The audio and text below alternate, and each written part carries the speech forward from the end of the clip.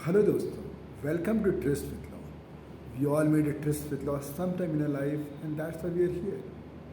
दोस्तों आज एक नई चीज़ डिस्कस करते हैं। आप एक बात बताइए, एडवोकेट को क्या उसके लिटिगेशन फ़ी अगर पे नहीं होंगे तो जो आप उसको डॉक्यूमेंट या फाइल जो सबमिट करते हैं, क्या उसके पास उसके ऊपर उस लियन है? जस्ट टू रिकॉल, लियन हमने कॉन्ट्रैक्ट में पढ़ा था। तो लियन ये होता है कि अगर आपने सपोज़ आपने मुझे कुछ पैसा दिया है और मुझे वो पैसे आपको लौटाने हैं और मेरा कुछ सामान आपके पास है, तो क्या आप वो सामान रख सकते हैं जब तक मैं पैसा न लौटाऊँ? तो this right to keep someone else's possession, someone else's property till the date owed is return is called लियन।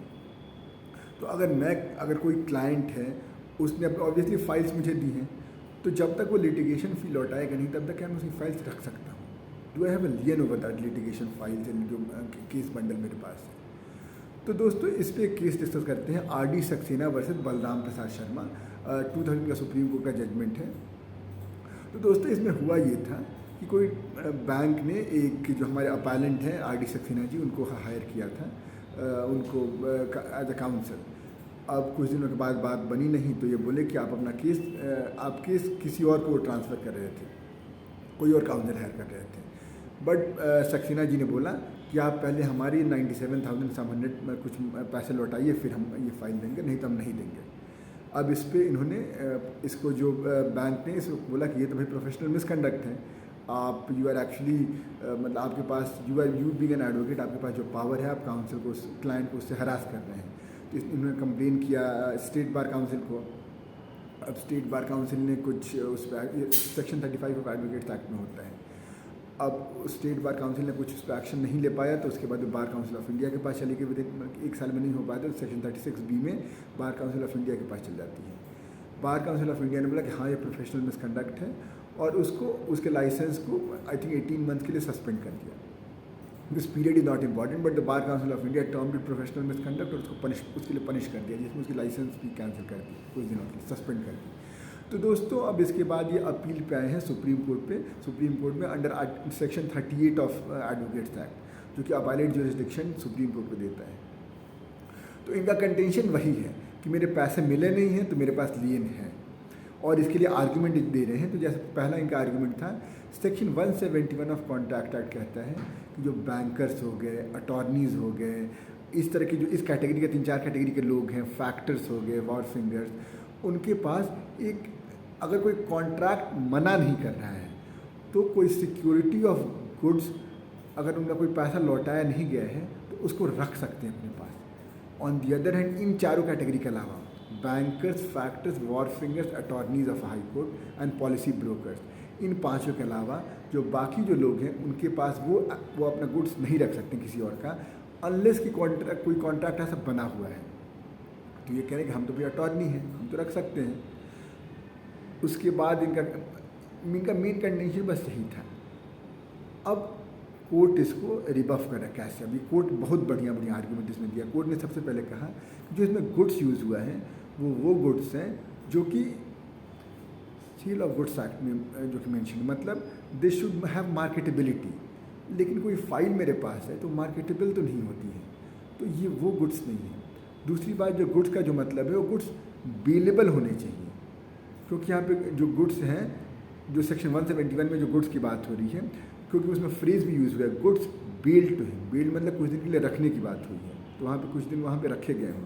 अब अगर हम बेलेबल का मतलब देखेंगे तो सेक्शन 148 ऑफ कॉन्ट्रैक्ट एक्ट में डिफाइन हुआ है बेल्ड का मतलब।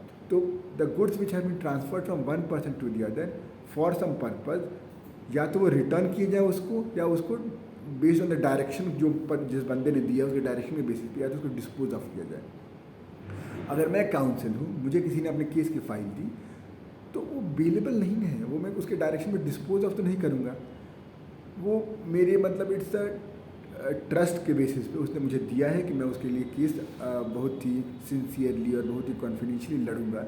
डिस्पोज ऑफ करने के लिए नहीं दिया उसने। तो इसलिए कोर्ट ने कहा कि सेक्शन 171 का आप सपोर्ट नहीं ले सकते। अब एक और कंटेंशन इन्होंने ये दिया था कि इंग्लैंड में अलाउड है, अगर कोई अटॉर्नी है, सॉलिसिटर है, तो उसकी केस फाइल या केस बंडल रख सकता है जब तक उसको पैसे ना मिले। But court again reverse this argument से कि ये सब ठीक था, कॉमन लॉ में सब चीज़ें थी और ये सब इंडिया में भी वैलिड होती, लेकिन अनलेस एडवोकेट्स एक्ट है, जैसे ही एडवोकेट्स एक्ट है उसने कई सारी चीज़ों को रिपील कर दिया और उसने कुछ बार काउंसिल ऑफ इंडिया को पावर दिया under section 49 to frame rules for the professional conduct of advocates, और जिसमें बार काउंसिल ऑफ इंडिया ने रूल 24 में लिखा है कि यू शुड बी वेरी, मतलब काउंसिल शुड नॉट डिफ्रॉड या should not play with the faith और play with the trust of the client, तो उसको गुड फेथ में रहना चाहिए। इसी तरह रूल 28 और रूल 29 भी है। तो कोर्ट का ये कहना है कि we will not be govern by common law, हमारे यहाँ bar council of India rules चलते हैं और उनके हिसाब से आप नहीं रख सकते हैं। अब इन सब के अलावा court goes a step further, court कहता है कि इंडिया में इतने इलिटरेट लोग हैं, अगर हम ये अलाउ कर देते हैं तो इसका कितना मिसयूज़ हो सकता है। कोई काउंसिल आर्बिट्री फ़ी रख लेगा और बोले कितने पैसे हमें मिले नहीं हैं तो आप हमें मैं आपकी फ़ाइल नहीं दूंगा, और ये बार्गेनिंग पावर देखें कितनी ज़्यादा हो जाती है। किसी को अगर फ़ाइल चाहिए, ऑब्वियसली अगर वो किसको केस पेंडिंग है तो किसी और काउंसिल को उसको हायर करना है, तो उसके लिए तो he is desperate to get the files back, और काउंसिल बोलेगा कि नहीं नहीं आप मुझे 1 करोड़ रुपये दो तभी मैं दूंगा, तब तो उसको देना पड़ेगा, क्योंकि अगर इसके लिए केस चलने लगा कि भाई 1 करोड़ रुपये बचे या नहीं बचे, तब तक तो उसका मेन केस ही खत्म हो जाएगा। तो इसलिए कोर्ट ने बोला कि it will have huge repercussion. Court again एक और आर्गूमेंट लाता है, और very ingenious argument by court, और ऑब्वियसली कमला मैम ने एक बार मुझे कहा था कि behind every good judgement there are मतलब wonderful lawyers who are sitting at the back जिन्होंने ये आर्गूमेंट दिए होंगे। तो एक आर्गूमेंट ये भी इसमें ये है कि article 22 gives right to every person to be defended by his counsel of his choice। तो सपोज किसी ने मुझे हायर किया और उसको लगा कि I am not a competent lawyer for him, और किसी को या किसी कारण में वो चेंज करना चाहता है, अगर मैं फाइल अपने पास रख लूँ और बोलूँगी जब तक तो मुझे पैसे नहीं लौटोगे तब तक मैं नहीं दूंगा, तब तो उसकी राइट इम्पीड हो रही है, और ये उसकी एब्सोल्यूट राइट है। मतलब ये सोचिए आर्टिकल 20, 21, 22 ये जो तीनों राइट्स हैं, सॉरी नहीं वो 20 और 21 इमरजेंसी में भी सस्पेंड नहीं होते, 22 की बात नहीं होती, but 22 is the fundamental right. तो आप इसकी फंडामेंटल राइट इम्पीड कर रहे हो, तो कोर्ट सेज कि नहीं ये नहीं हो सकता है।